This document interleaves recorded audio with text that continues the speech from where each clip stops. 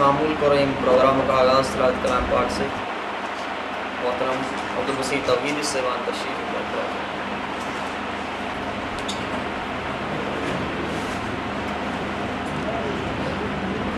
أعوذ بالله من الشيطان الرجيم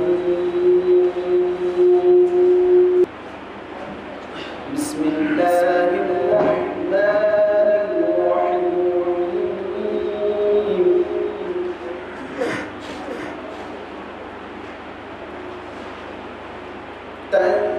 تنزيل الكتاب من الله العزيز الحكيم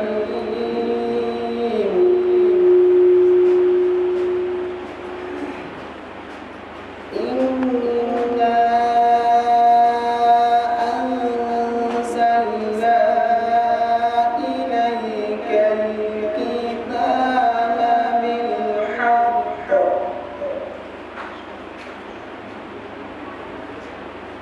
إنا أنزلنا إليك الكتاب بالحق فاعبد الله مخلصا له الدين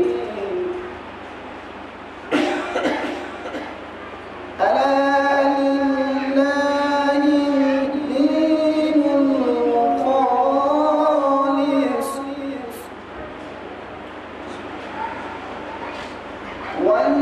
والذين اتخذوا من دونه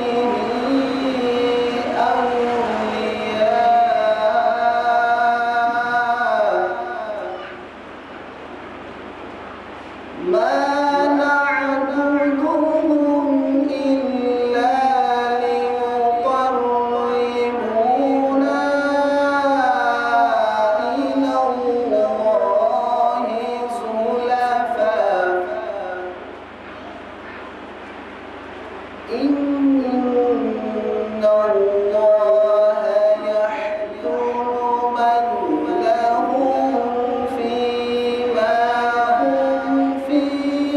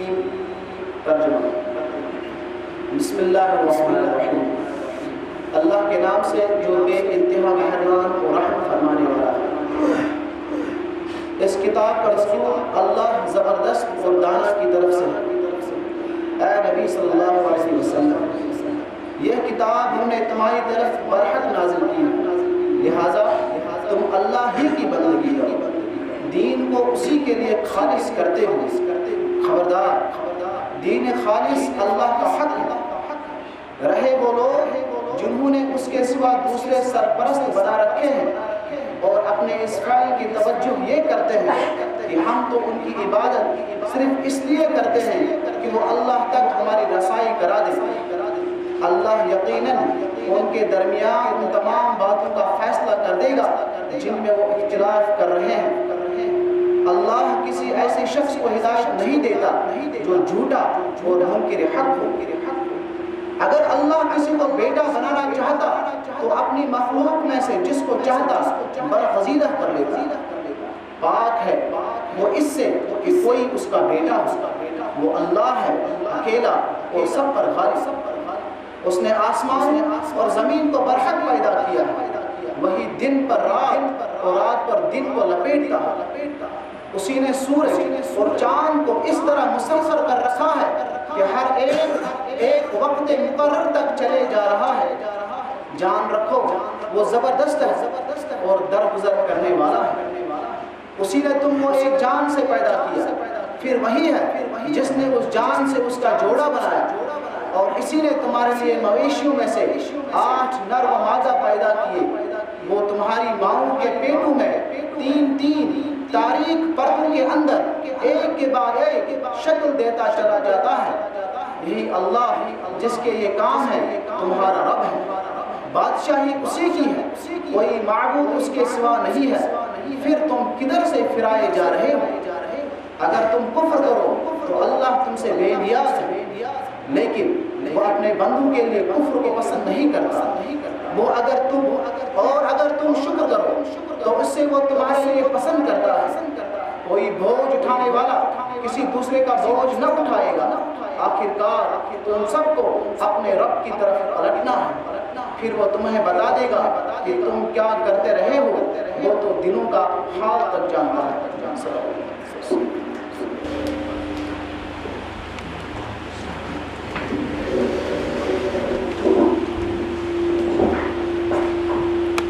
جزاک اللہ۔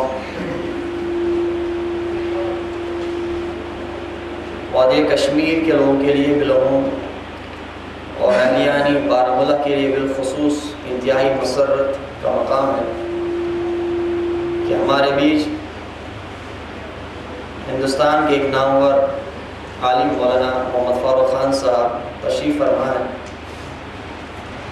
مولانا محترم نے اپنی پوری زندگی دین اسلام کی اشاعت، ترویج اور تبلیغ میں گزاری۔ بالخصوص اللہ رب العزت نے ان کو جو زور قلم عطا فرمایا، وہ صلاحیت انہوں نے اسلام کی تبلیغ میں ہی اور اسلام کی اشاعت میں ہی صرف کی۔ درجنوں کتابوں کے مصنف ہیں اور بالخصوص قرآن کریم کا ہندی ترجمہ انہوں نے کیا ہے، جس سے بہت سے غیر مسلم دانشوران اسلام قبول کرنے کے لائق ہوئے، اسلام سے مستفید ہوئے۔ تو میں آپ کے اور مولانا محترم کے بیچ میں حائل نہ ہوتے ہوئے براہ راست ان سے گزارش کرتا ہوں کہ وہ یہاں پر آئے اور درس قرآن کا فریضہ انجام دے۔ جو طاق حرم میں روشن ہے وہ شمع یہاں بھی جلتی ہے، جو طاق حرم میں روشن ہے وہ شمع یہاں بھی جلتی ہے، اس دشت کے گوشے گوشے سے جوئے حیات برتی ہے۔ مولانا محمد فاروق خان صاحب۔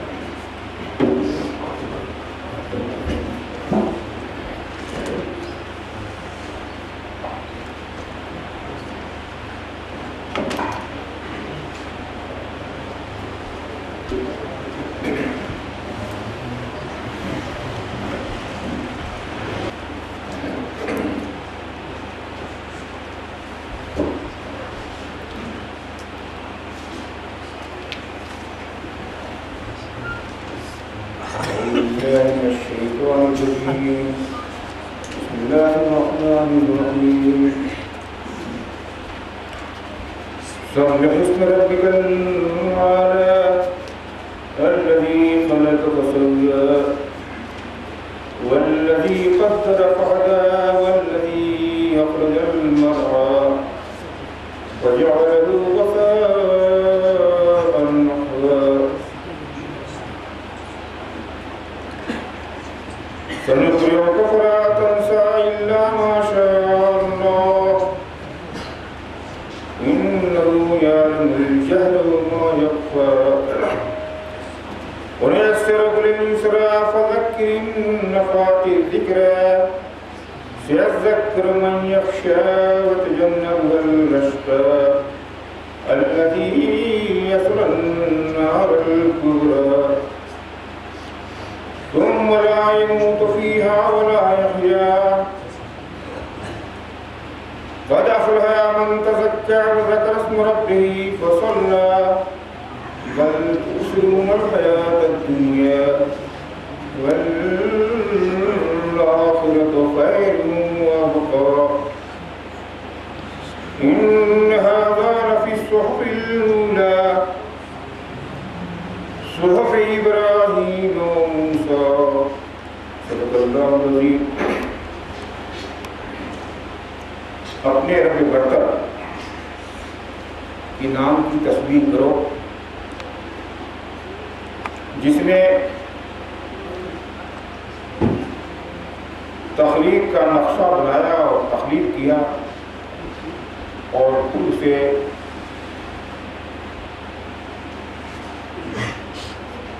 اسے سجایا، اس کا تسبیح کیا، اسے ٹھیک ٹھاک اور درست کیا، جس نے اندازہ کیا اور ہدایت کی راہ پر لگا دیا، جس نے چارہ اگایا، جس نے چراگاہ پیدا کی، چارہ اگایا، سبزہ اگایا، پھر اسے سرسبز شاداب کر دیا۔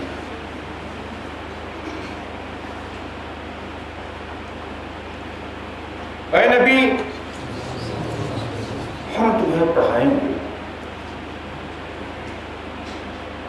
کہ تم اسے بھولو گے نہیں۔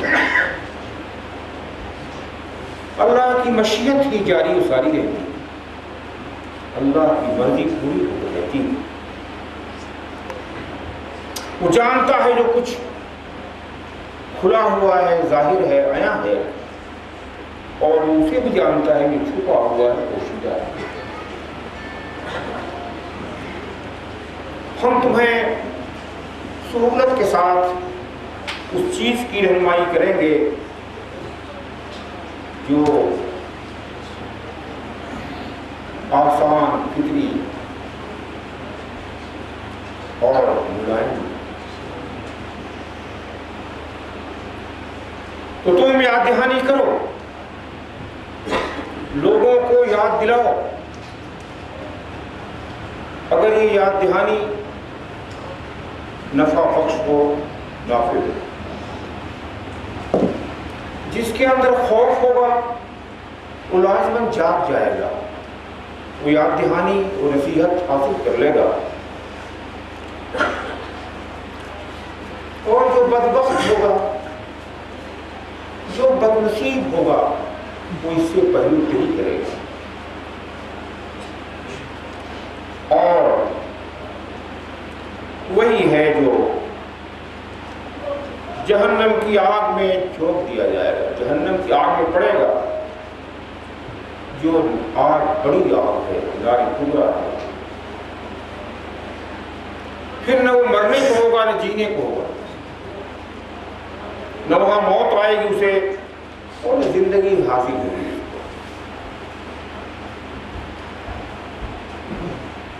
کامیاب بامراد ہو گیا وہ شخص جس نے اپنا تزکیہ کر لیا،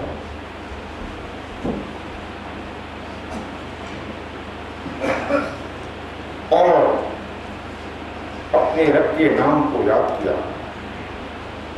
بس اس نے نماز پڑھی۔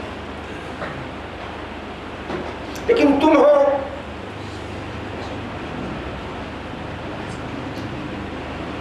کہ دنیوی حیات کو ترجیح دیتے ہو، حالانکہ آخرت اس سے بہتر بھی ہے اور پائیدار تر بھی ہے۔ سبحان اللہ۔ یہ بات پچھلی آسمانی کتابوں میں، صحیفوں میں یہ بات درج ہو چکی ہے، آ چکی ہے۔ مثال کے طور پر ابراہیم کے صحیفوں میں اور موسیٰ کے صحیفوں، یہ مشہور سورہ ہے سورہ اعلیٰ، جو عام طور پر ہم نمازوں میں پڑھتے ہیں اور ہم لوگ اس سورہ کو سنتے ہیں پڑھتے ہیں، لیکن ایک بہت ہی مظلوم سورہ ہے۔ یہ سورہ مشہور ہونے کے باوجود، معروف ہونے کے باوجود مظلوم سورہ ہے۔ اس کی اسپرٹ کو سمجھنے کی کوشش نہیں کی جاتی۔ اس نے جو سائنٹیفک علمی انداز اختیار کیا ہے اس کی طرف توجہ نہیں دی جاتی۔ حیرت کی بات ہے کہ سورہ میں اسلام کی دعوت ہے کیا، الٹیمیٹ ہے کیا، بہترین انداز میں اسے بیان کیا گیا اور یہ بھی بتایا گیا ہے کہ داعی جو ہوتا ہے، دعوت جو ہوتی ہے، کن لوگوں پر انداز ہوتی ہے، کون سے لوگ ہیں جو اس دعوت حق کو قبول کرتے ہیں، کون سے لوگ ہیں جو اس سے پہلو نہیں کرتے ہیں۔ اس سے بھی باخبر کیا گیا اور دعوت کے آداب بھی بیان کیے گئے کہ داعی کو، حق کی طرف بلانے والے کو کن باتوں کا خیال رکھنا چاہیے۔ تجارت کرنے والا دیکھتا ہے کہ تجارت نافع ہے کہ نہیں، ایسے ہی نہیں آپ بن کر تجارت کرتا ہو، سوچتا ہے، نتائج دیکھتا ہے۔ داعی بھی نتائج کو دیکھتا ہے اور سورہ کے شروع میں جو بات تمثیل کے انداز میں، مثال کے انداز میں بیان کی گئی تھی، جو بات کہی گئی تھی، سورہ کو ختم کرتے ہوئے بھی اسی بات کو دہرایا گیا۔ سورہ کو ختم کرتے ہوئے اسی بات کو پیش کیا گیا ہے واضح الفاظ میں۔ یہ بھی بتایا گیا ہے کہ یہ پیغام، یہ طریقہ کوئی نیا نہیں ہے، یہ انبیائی طریقہ ہے۔ تمام آسمانی کتابوں میں اسی کی تلقین اور تعلیم ہوتی رہی ہے۔ تو یہ سورہ بہت ہی اہم ہے۔ اس سورہ کو اگر ہم سمجھ لیں، اس کی ٹیکنک کو سمجھ لیں اور صورتوں کو سمجھنے کے لیے ہمارے لیے آسانی پیدا ہے۔ تو آپ سمجھدار ہیں، غور فکر سے کام لیتے ہیں، اس لیے میں نے اس سورہ کا انتخاب کیا تھا۔ اس سورہ کی تمہید کتنی بہترین تمہید،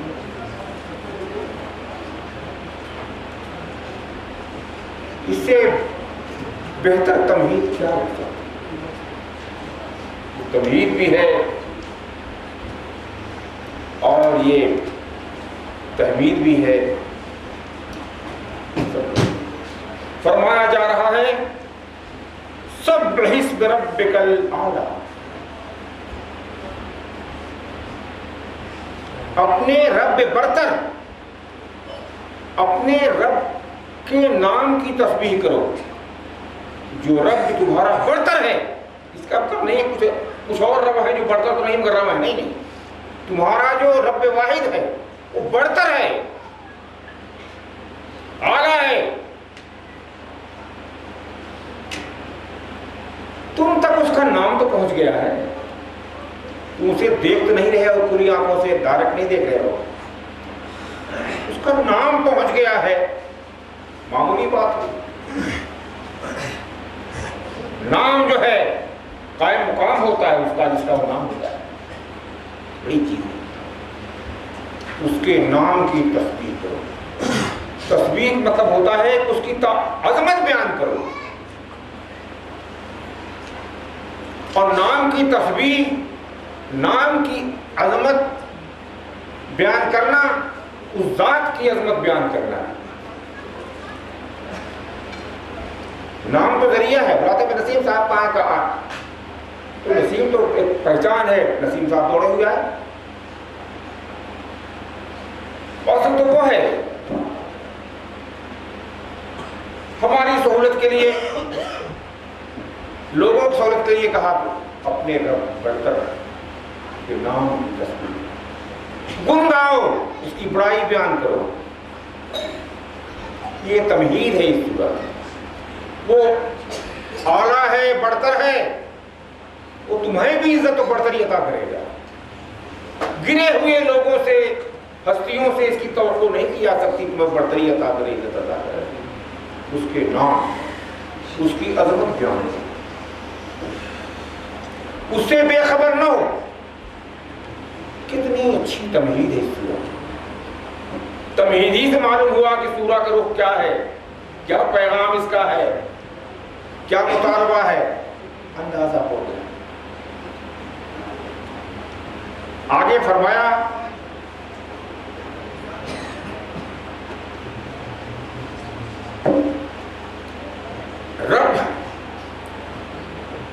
رب کا ذکر کیا گیا.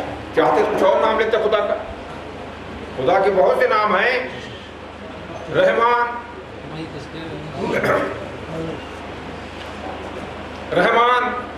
رؤوف، عزیز، غفار، بہت سے نام ہیں، لیکن نہیں، منتخب کیا رب.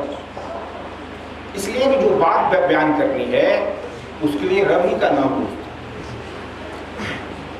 رب کہتے ہیں اس ذات کو جو درجہ بدرجہ نشو و نما بخشتی ہے، آگے بڑھاتی ہے، ترقی کے مرحلے سے گزارتے ہوئے تکمیل کرتی ہے، درجے کمال کو پہنچاتی ہے، بیچ میں چھوڑ نہیں دیتی، بیچ میں دھوکہ نہیں دیتی. ہوگا اس لیے رب معتبر ہے، برتر ہے اور معتبر ہے.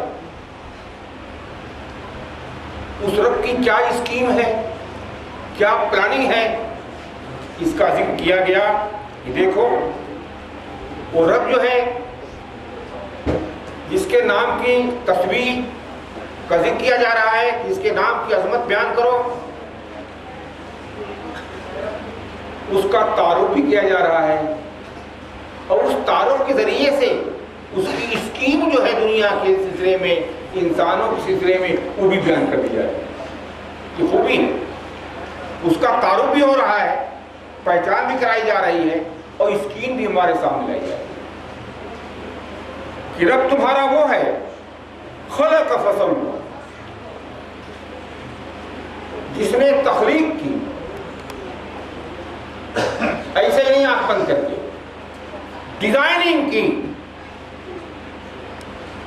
اب یہ پسند ہے، ڈیزائننگ ہوئی ہوگی، نقشہ بنا ہوگا، تب ڈیزائننگ کی، عالم کی، عالم میں بسائے جانے والی مخلوق کی ڈیزائننگ کی، نقشہ خاکہ ہے، اور اس خاکے کے مطابق کائنات کی تخلیق کی. اور کائنات میں جو ہے انسان، اور تخلیق ہی نہیں کی، فسوى، سنوار دیا اس کو، فیشن، ٹھیک ٹھاک کر دیا، درست کر دیا. سنترا دیکھا ہے آپ نے، اس میں بوتلیاں ہوتی ہیں اندر سجی ہوئی، اس میں بہت ہی لطیف رس ہوتا ہے اس کے اندر. اس کا کور جو ہوتا ہے کتنا خوبصورت ہوتا ہے، مناسب، یہاں تک کہ اس کے کور کو اگر دبائیے تو اس میں سے پانی نکلتا ہے، اس کی خوشبو ہوتی ہے. تو جس چیز کو بنایا اس کے مقصد وجود کے لحاظ سے بنایا ہی نہیں، اس کو سنوارا، درست کر دیا، اس کو جمال بخشا، کمال بخشا. یہ تو دعویٰ تھا، یہ دعویٰ تھا نا، یہ دعویٰ تھا. اب اس کے لیے مثال دی جا رہی ہے. جیسے کوئی دعویٰ کرے ٹرینگل کے مثلث کے تینوں زاویے جو ہوتے ہیں ان کا ٹوٹل ہوتا ہے 2 قائمہ برابر ہے. یہ دعویٰ ہے. اب ثابت کرنے کے لیے بتایا جاتا ہے کہ اے بی سی ایک ٹرینگل ہے، ایک مثلث ہے نا. تو یہاں تک دعویٰ تھا. اب دعویٰ کے لیے مثال دی جائے، مثال دی جائے تاکہ کلیئر ہو جائے، مثال سے بات واضح ہو جائے. والذی یخرج المرء، اور اس کا تعارف بھی ہو رہا ہے، اس نے مرا سبزہ چراگاہ اگا دیا، نکالا اگایا۔ سبزہ زار سے تو یہاں کے لوگ بخوبی واقف ہوں گے، کشمیر کے لوگ تو سبزہ زار، اور اگا کے رہ نہیں گیا کہ اگا کر ایسے مرجھائے ہوا چھوڑ دے، فجائے ہو غثان ہو، اسے درجے کمال تک پہنچا دیا، یعنی سرسب شاداب ڈارک گرین کر دیا، شادابی اور ہریالی کمی نہیں رہی۔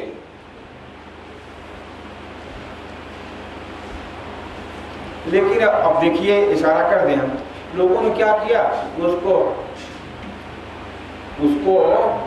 پھر کرکٹ کر دیا۔ تو کرکٹ کر دیا، یہ تو کوئی اسکیم نہیں ہوئی، یہ تو دعوے کے مطابق مثال نہیں ہوئی۔ دعویٰ تو یہ تھا پھنسا ہوا، اور یہاں آپ پورا کرکٹ کر دیا، اس کو قبضہ کر کے سمجھا نہیں نظم کرام کو۔ غصان ہوا کا مطلب یہ ہوتا ہے شاداب، گرین ڈارک، اس کی شادابی میں کوئی کمی نہیں رہی، درجے کمال تک پہنچا دیا۔ یہ دعوے کے لیے ایک مثال دے دی گئی ہے۔ اب اس کو اپلائی کرنا ہے انسانیت پر۔ مثال دی گئی چراگاہ کی، کس طرح چراگاہ میں اس کی ربوبیت کام کرتی ہے، کس طرح سبزہ اگتا ہے، بڑھتا ہے، لہلہا اٹھتا ہے۔ وہ سبزہ ننگ چمن ہے۔ ایک آیت شاید چھوٹ گئی، کیا؟ الذی قدر فہدی۔ اچھا، جزاک اللہ۔ بھائی نے بتایا کہ ایک بات اور فرمائی گئی تھی کہ والذی قدر فہدی، اہم آیت تھی جو نظر انداز ہو رہی تھی۔ اس نے جو کچھ بنایا، تخلیق کیا، اندازہ کیا، ڈیزائننگ کی، وہ ایسے ہی نہیں بلکہ پورے اندازے کے ساتھ، میجرمنٹ کے ساتھ، اس کے اندر جو قوت رکھی معلوم ہے، اس کو جو صلاحیت رکھی جان کر رکھی، نپا تلا رکھا، حساب سے رکھا۔ چڑیوں کو پیدا کیا تو پورے اندازے کے ساتھ پیدا کیا کہ ان کے اندر کیا قوت صلاحیت پرواز کی، اسی کے مطابق پر دیے، پنجے دیے، چونچ دیے۔ مچھلیوں کو جو پیدا کیا تو اندازہ کیا کہ یہ پانی میں تیرنا ہے، تیرنے کے لیے کیا چاہیے ان کو، جسم کیسا ہو، منہ کیسا ہو، پورے اندازے کے ساتھ، اور قاعدہ لگا دیا ان کو پھر ان آرڈر۔ پرند پرواز کرنے لگے، مچھلیاں تیرنے لگی۔ گلاب کا پودا لایا مالک یہاں سے خرید کر، گملے میں اپنی کیاری میں لگایا، ابھی اس میں کوئی کلی ولی کچھ نہیں ہے۔ آپ نے پانی دیا، روشنی دیا، اس کو گرمی دیا، مینور کھاد وغیرہ دیا اس کو۔ یہاں کہتے کھاد ضرورتیں نہیں پڑتی، چنار اپنے آپ قدرت اس کو اگاتی ہے، بڑھاتی ہے۔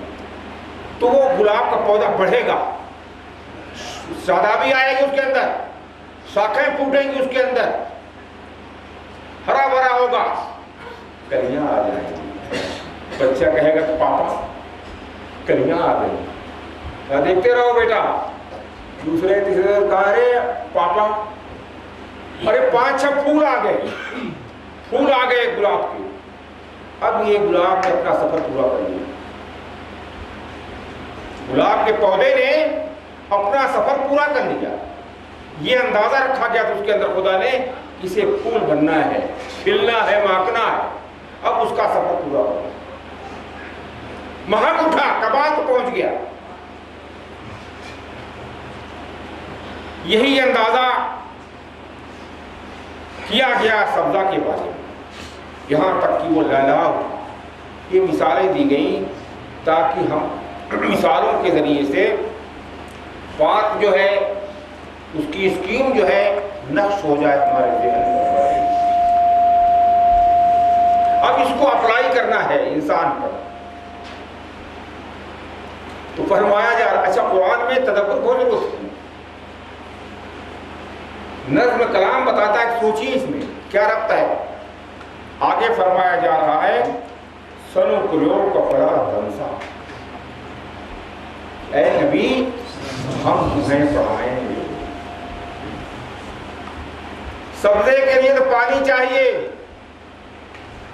پھول کے لیے تو پانی، روشنی اور کھاد چاہیے. انسان کے لیے کیا چاہیے؟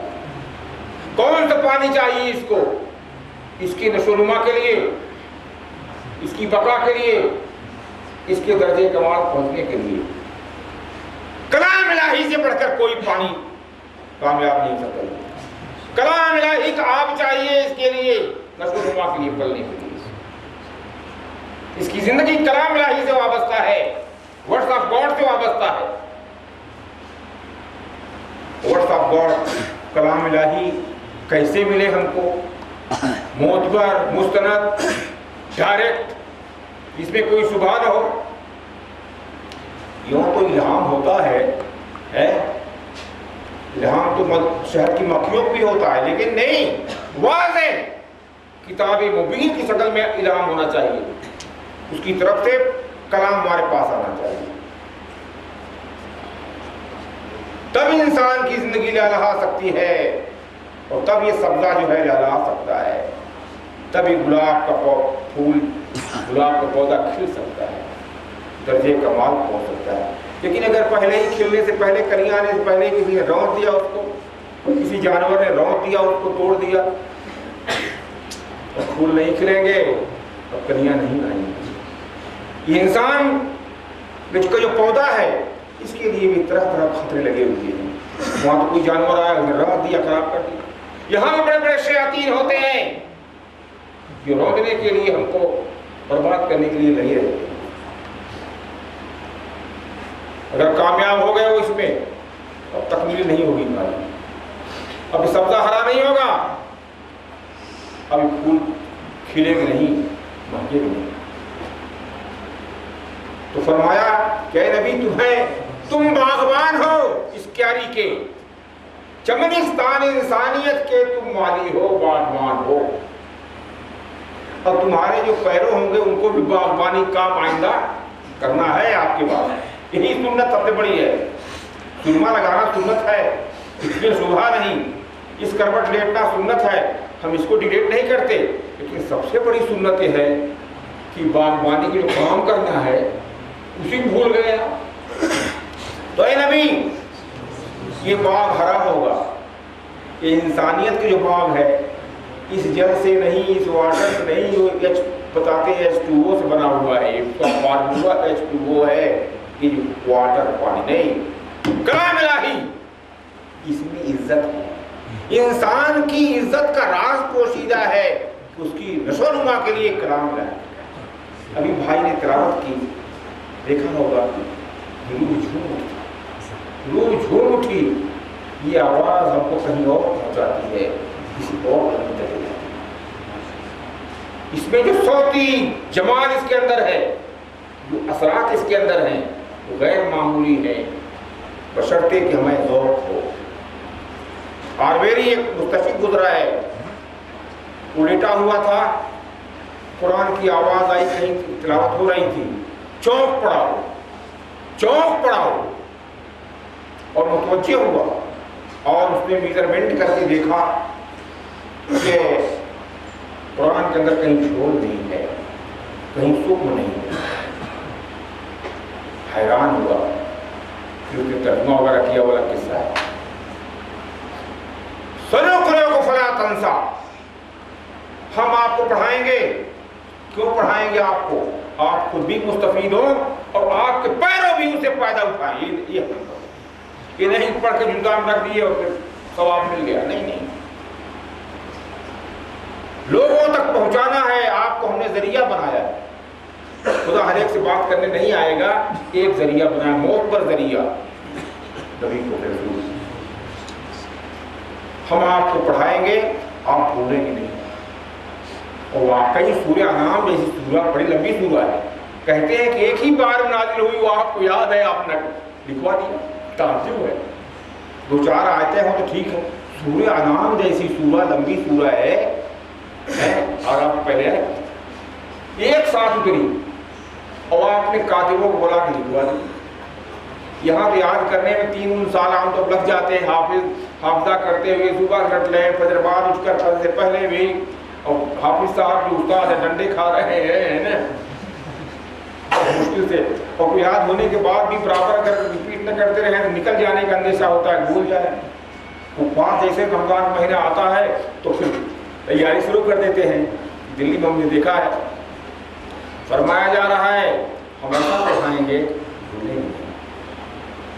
اب آگے ٹکڑا ہے اللہ ماشاء, یا پھر گڑبڑا گئے لوگ. ہاں اللہ ہی چاہے. جب بھولنا نہیں ہے تو یہ فاضل بات میں خدا کرے گا. جب بھولنا نہیں ہے آپ کو کہ بات کہنے کی نہیں ہے, خام کھا کے کوئی بات نہیں کہی جاتی. شبہ پیدا ہو گیا. جب خدا کہہ رہا کہ بھول بھی سکتے ہیں تو بعض لوگ کہتے ہیں کئی پارہ بھول گئے. 10 پارہ فضیلت بیان ہوئی تھی حضرت بیعت کی, ہو رہ گیا, ملا شیطان کو موقع کہنے کا. اللہ ماشاء اللہ مطلب ہو رہا ہے یہی اللہ کی مشیت ہے. اللہ کی مشیت اللہ یہی چاہتا ہے. اللہ کی مشیت ہی پوری ہو کر رہتی ہے. یعنی آپ بھولیں گے نہیں, یہ طے. یہ بات وہاں کہی گئی ہے ما دامت السماوات والارض خالدین فیہا ما دامت السماوات والارض الا ما شاء ربک. وہاں بھی یہی ہے, جب تک آسمان زمین قائم ہے آخرت کے, وہ جنت میں رہیں گے, تمہارے رب کی ہی مرضی ہے, تمہارا رب ہی چاہتا ہے. اس کے میں ایسے نہیں کہہ رہا ہوں بلکہ اس کے گرامٹل بتایا گیا. خیر آگے چلیے. انہ یعلم الجہر وما یخفی, جو کچھ کھلا ہوا ہے جو پوشیدہ ہے سب جانتا ہے. اسے کوئی چیز چھپی نہیں ہے. جذبات تک چھپے ہوئے نہیں ہیں, خیالات تک چھپے نہیں ہیں, ارواح تک چھپے نہیں ہیں, سب جانتا ہے. اس لیے اس کی تعلیم میں کوئی نقص نہیں ہو سکتا. اس کی تعلیم میں نقص ہوگا جو ادھورا جس کا علم ہے. ظاہر جانتا ہے مگر باطن نہیں جانتا. خدا جو تعلیم دے رہا ہے کلام کے ذریعے سے, جو آپ پاشی کر رہا ہے, سیراب کرے گا, اس کے اندر کوئی کمی نہیں ہوگی. اس میں ہمارے ظاہر کا بھی لحاظ ہوگا, ہمارے باطن کا بھی لحاظ ہوگا. اس میں ہمارے تن بدن کا بھی لحاظ ہوگا, سماجی مسائل کا بھی لحاظ ہوگا, اور ہماری روحانیت کا بھی لحاظ ہوگا, ہمارے اخلاق کا بھی لحاظ ہوگا. حال ہی نہیں مستقبل پہ لحاظ ہوگا. وہ سب جانتا ہے, آج کو جانتا ہے, کل کو جانتا ہے. اس لیے اس پہلو سے مطمئن رہو کہ اس کا کلام کامل ہے, مکمل ہے, اس میں کوئی کمی نہیں ہے, اس پر اعتماد کیا جا سکتا ہے. آگے فرمایا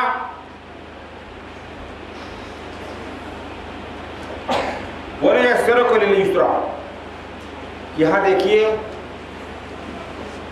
رہبانیت جڑ کاٹ دی, رہبانیت کی جڑ کاٹ دی. لوگ کہتے ہیں کہ غیر ریاضت وہ کی رہبانی کسوٹی. ایک بزرگ جو ہے 40 سال تک ایک ہی وضو سے نماز پڑھی, ایسا فجر کی, یہ کیا ہے؟ یہ دین ہے کہ مصیبت ہے؟ ایک بزرگ سے مہینے میں 3 ہی لڈو کھاتے تھے اور کہا شاگردوں کو یہ بھی زیادہ کم کرو. انا للہ, دین ہے مصیبت ہے. ایک بزرگ تھے وہ کہہ رہے ہیں کہ بھائی کھانے میں وقت لگتا ہے, ذکر میں کمی آ جاتی ہے, سب تو گھولو اور چٹ سے نکل جائے تاکہ وقت بچے ذکر اللہ. کیا ہے دین ہے تماشا؟ دین کتنی ہوگا. کہا جا رہا ہے یسرا, جس میں ایزینس, جو ملائم ہے, جو فطری ہے, جو خوشگوار ہے, جو دین, جو راستہ, اس کی طرف ہم تمہیں رہنمائی کریں گے. اور جو خوشگوار ہے تو انداز بھی خوشگوار ہوگا. جب راستہ ملائم ہے تو انداز بھی ملائم ہوگا. جب ماں بچے کو پیار کرتی ہے تو ماں کے تھوڑے پیار کرتی ہے, تماشا مارا کہ میں پیار کر رہی ہوں, پیٹ کو ٹوک دے زور دے اور کہے پیار ہے. پیار بھی ہلکے انداز ہوتا ہے, آواز بھی ملائمت ہوتی ہے. تو کہا جا رہا ہے کہ نبی ہم تو زیادہ دکھائیں گے اسی میں سے. بائبل بھی آتا ہے کہ ہمارا جوا بہت ملائم ہے اس کو اٹھا لو. یہاں رہبانیت کی بیجا ریاضت کی تنقید کی گئی. اسلام میں فطری دین ہے، یہ نہیں کہ ایک پائے پیر پر 24 گھنٹے کھڑے رہو ریاضت کرو، الٹا لٹکو، نماز محفوظ پڑھو، کنویں میں لٹکتا ہے. فطری یسرا ہے، اور کہیں حسنہ بھی کہا گیا. حسنہ کا مطلب یہ ہے کہ سراپا حسن. یہ تو سکھ ساتھ ہے، یہ تو سکھ اور وہاں حسن کری ہوئی ہے. ساری خوبیاں اس راستے میں دین کے اندر جمع ہیں. آگے فرمایا، اب دیکھیے لفظوں پر غور کریں گے تو معلوم ہوگا آپ کو بھائیوں کہ دعوت کا مقصد روح کیا ہے، اسپرٹ کیا ہے. دعوت ہماری جو ہے اسلام کی، اس کی نیکولیس کیا ہے، اسپرٹ کیا ہے. فرمایا جا رہا ہے فذکر، فذکر، لوگوں کو یاد دلاؤ، لوگوں کی بے ہوشی کو توڑو، لوگ سوئے ہوئے ہیں جگاؤ، ان کو باہوش بناؤ، اویئرنیس، آگہی بخشو. یہ اب آپ پورا زیادہ نصیحت کرو، پور رائج لفظ کر کے سننے والا کو نصیحت ہے آگے بڑھ جائے. اس میں جو اسپرٹ تھی، جو روح کو چھونے والی جو بات تھی وہ رہ گئی، رسوم میں پڑھ کے رہ گئے ہم. فذکر، لوگوں کو ہوش بناؤ، لوگوں کو یاد دہانی کرو. اپنی فطرت کو بھول گئے ہیں. ان کی فطرت کی تعمیر، تخلیق حق کے ساتھ ہوئی ہے. ان کی فطرت میں خدا واحد کا اقرار ہے، ان کی فطرت میں اقرار ہے، بلا ہے. یہاں یقیناً ہمارے رب ہیں. آپ اس فطرت کو جگاؤ، یاد دہانی کرو. دیکھیے دعوت کا کتنا اچھا عنوان دیا گیا. کون چاہے کہ بے ہوش رہے وہ، کون چاہے کہ اس کا چراغ بجھا رہے. چراغ جلا دو، سوتے ہوئے جگا دے گا. بے خبر کو باخبر بنا دو، اسے آگاہی بخش، اسے آگاہ راز بناؤ. کیا یہ امید کلام نہیں ہو سکتا؟ اللہ ہی کلام. یہ گہرائی صدیوں پہلے، اس گہرائی کو لوگ آج بھی نہیں پہنچ پائے. عنوان ذرا دیکھیے بدل کے. آگے فرمایا یاد دہانی کرنے میں، جگانے میں اس کا خیال رکھو کہ تمہارا جگانا کہیں بے سود نہ ہو. سویا ہوا جاگ سکتا ہے، لیکن جو سونا ہی چاہتا ہے، جاگنا نہیں چاہتا، وہاں ٹائم نہ برباد کرو. چٹان پر پھول نہ کھلاؤ. ایسا پہاڑ جو جے پور کا پہاڑ ہے، وہاں سبزہ نہیں اگے گا. یہاں کے پہاڑی کی جو حال ہے کہ جیسے محل بنا دیا خدا، سبزہ ہوا.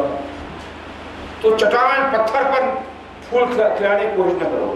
ان نفات ذکر، دیکھو ذکر کارگر ہو رہا ہے، جگانا کارگر ہو رہا ہے، یاد دہانی نافع ہے تو لگو، ورنہ ٹائم نہ خراب کرو. اور دیکھو پورا وقت ٹرائی کے پیچھے نہ لگا دو.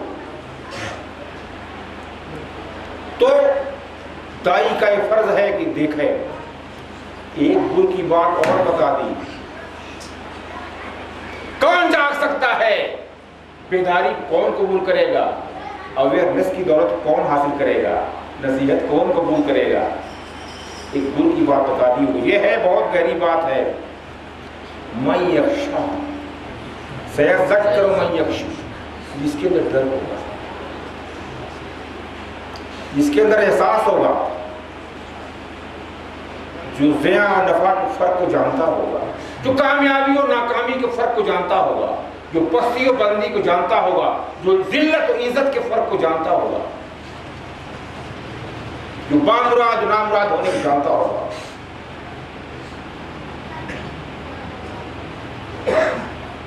وہ جاگ جائے گا۔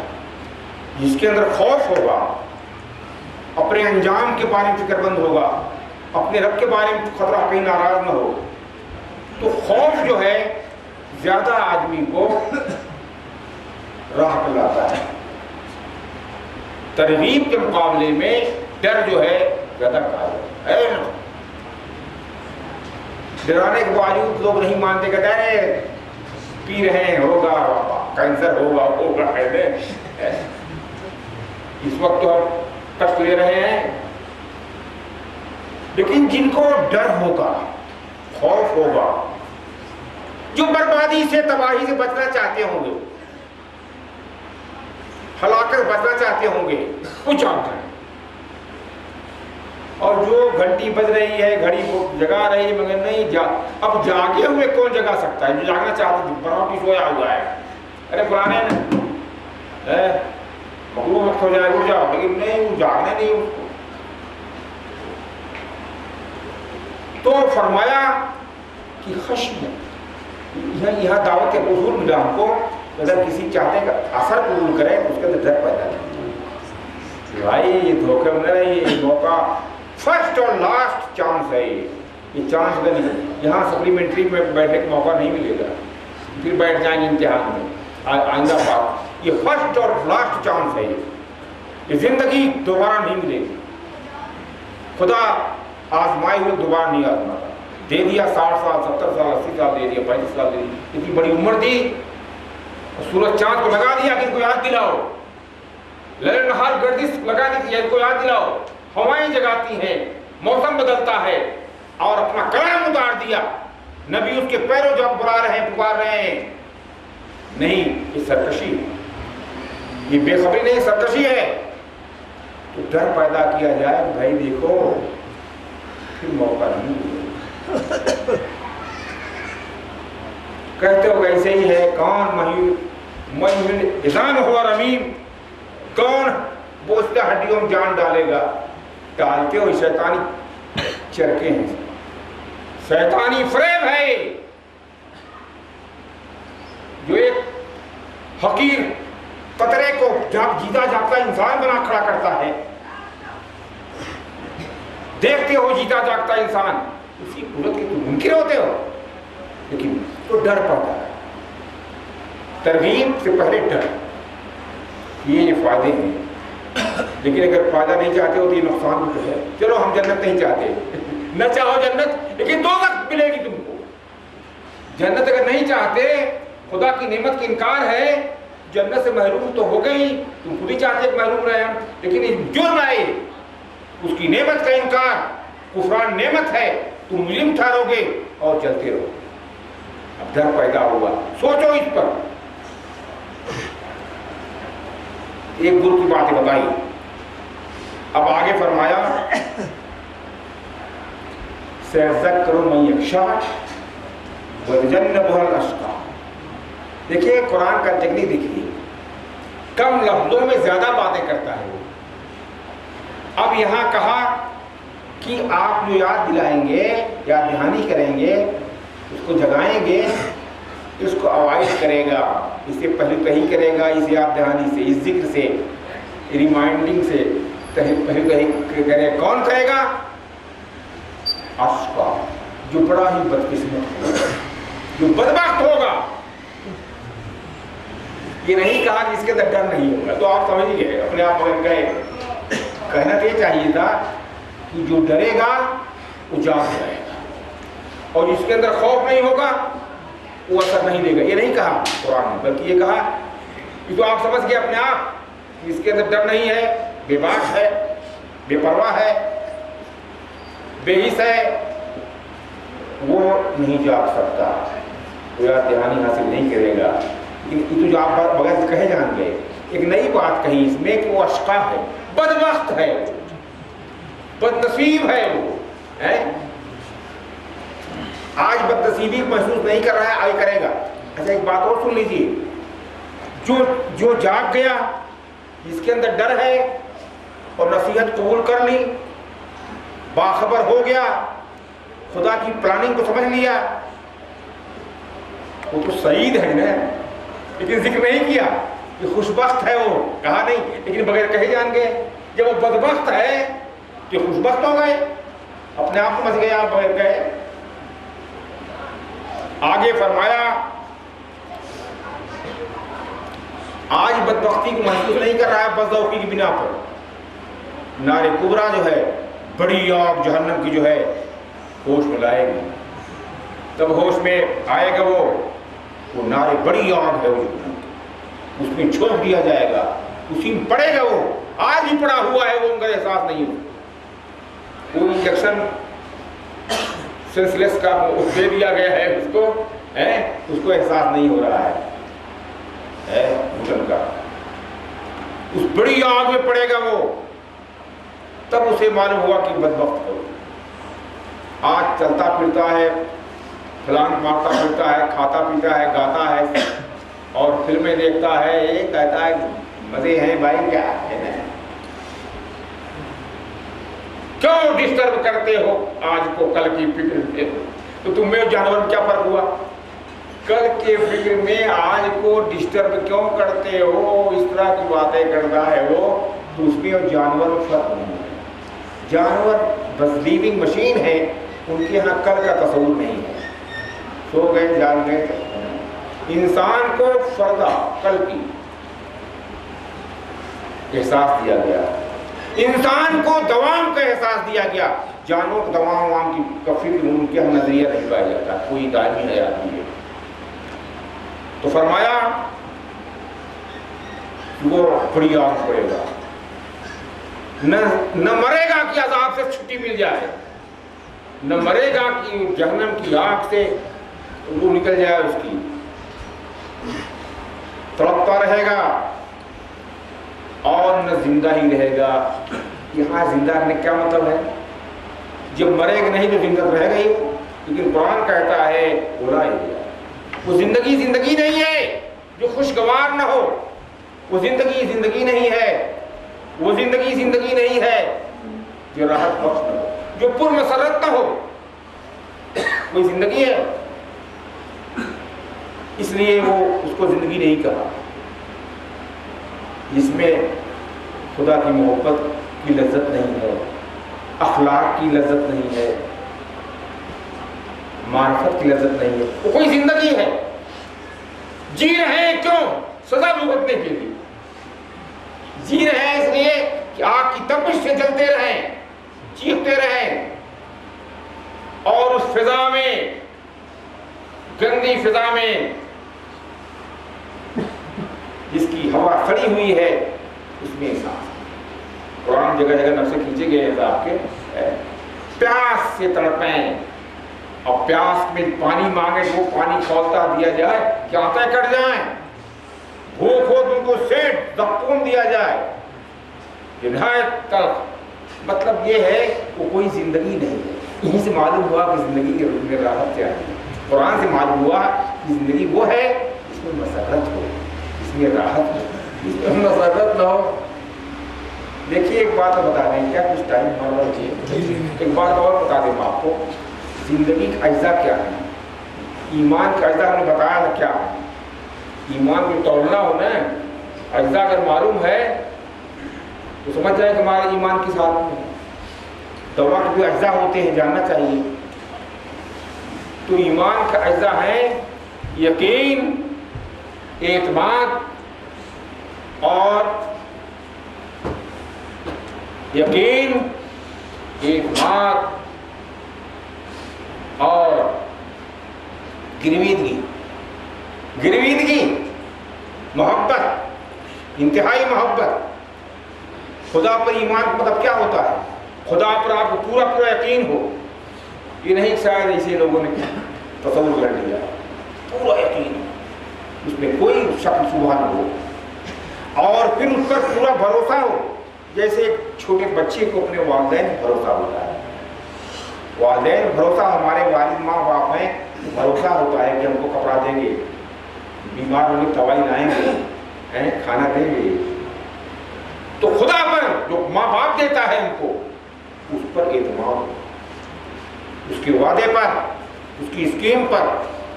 یہ ایسے ہی نہیں ہے کہ اس کو خیال آیا اور ذہن میں آ گیا ہے، نہیں اس پر اعتماد.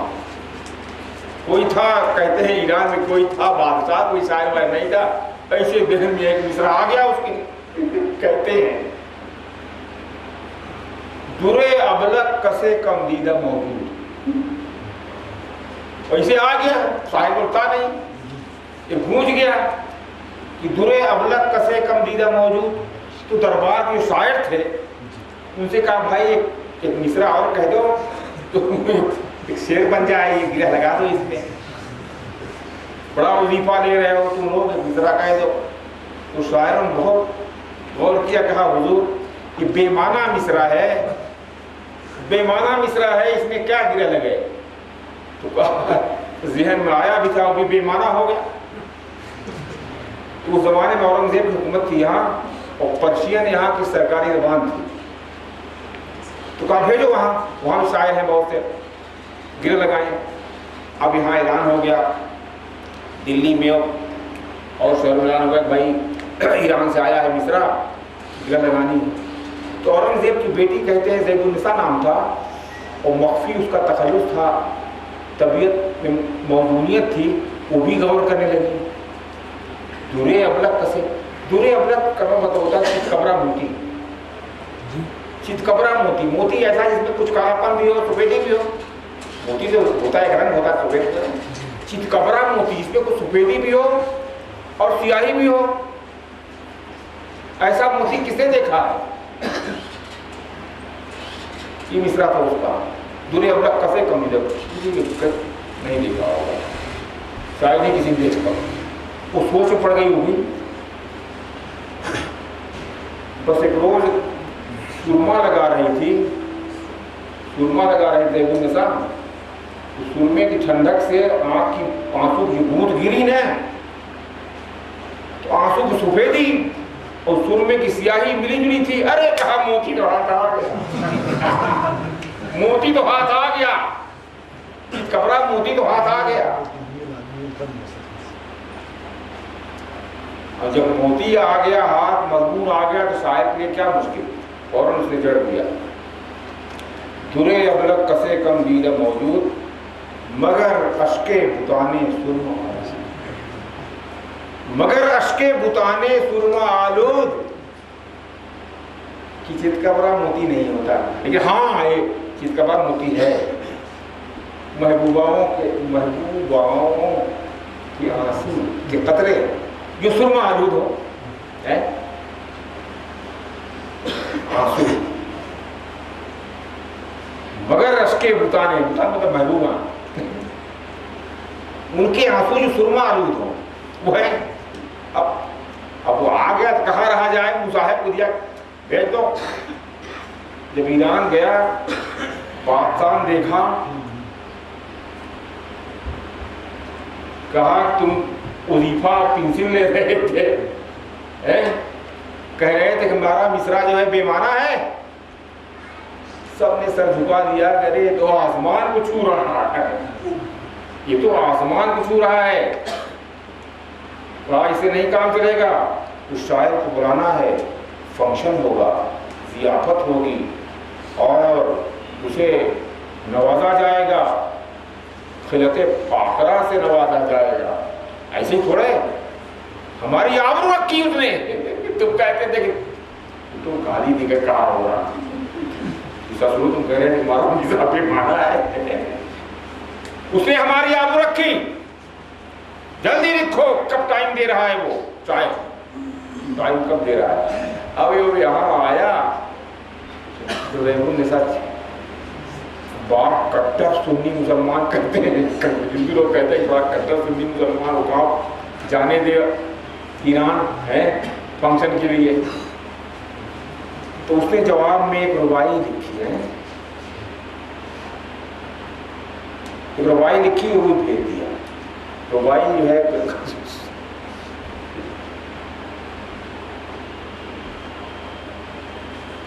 ربائی اس طرح کی تھی، دیکھیے شاید یاد آ جائے. بلبل بلبل گل بگزرد گر گر چمن بیند مرا.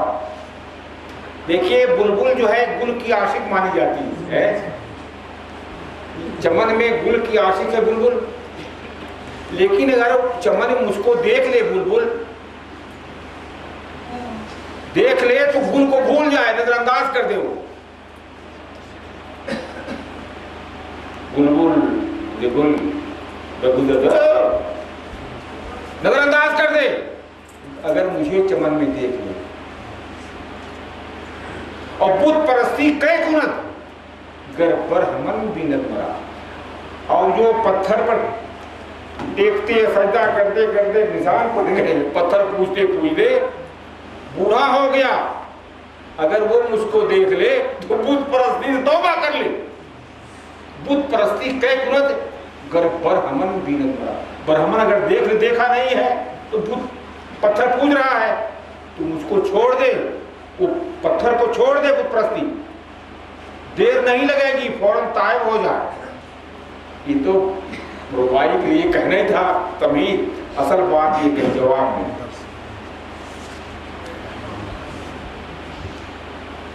میں کہا در سخن مخفی منم چوں ہوئے گل در پر گل. ہر کی بینت میل دارت در سخن بینت برا. لکھا اس نے کہ جس طرح سے پھول کی پنکھڑی میں خوشبو چھپی ہوئی ہوتی ہے، اور مخفی یہاں زمانہ ہو گیا، اس کا تخلف بھی تھا، یہاں بامانہ ہو گیا، کہ جس طرح سے پھول کی پنکھڑی میں خوشبو چھپی ہوئی ہوتی ہے، اسی طرح سے اپنے سخن میں میں پوشیدہ ہوں. در سخن مخفی منم، اپنے سخن میں میں چھپی ہوئی پوشیدہ ہوں. کون ہوں؟ میرا سخن بتائے گا. جس طرح سے پھول کی پنکھڑی میں خوشبو چھپی ہوتی ہے، اور جو مجھ سے ملنا چاہتا ہے، فنکشن کرنا چاہتا ہے، میلان رکھتا ہے، دیکھنا چاہتا ہے، ہر کی دیدن میل دا، جو دیکھنے کی تمنائی ہے، در سخن بینت برا، وہ میرے کلام میں مجھ کو دیکھے. ایک خاک کی پتلی دعویٰ کرتی ہے مجھے دیکھنا ہو تو میرے کلام میں دیکھو. کیا رب العزت اس کا حقدار نہیں ہے کہ اس کے کلام میں اس کو ہم دیکھیں؟ اس کے کلام میں، اپنے کلام میں نمایاں ہے ضرورت. تو فرمایا کہ وہاں نہ مرنا ہے، موت نہیں آئے گی کہ سزا سے بچ جائے، اور زندگی خوشگوار نہیں ہے، پر مسرت نہیں ہے، اس لیے اسے زندگی کہنا زندگی کی توہین ہے. اب جو ہے جو بات شروع کی گئی تھی وہ اسی پر ختم کی جا رہی سورہ ہے. اب کھلے لفظوں میں ہے، وہاں تو تمثیل میں بات کہی گئی تھی، وہاں ایک دعویٰ کیا گیا تھا. تو ڈیزائننگ کرتا ہے، پیدا کرتا ہے، سنوارتا ہے، رب ہے، کمال تک پہنچاتا ہے، سبزے کو اگاتا ہی نہیں، شاداب کر دیتا ہے. اب یہاں اس کو اپلائی کر رہا ہے انسان کے ساتھ ساتھ.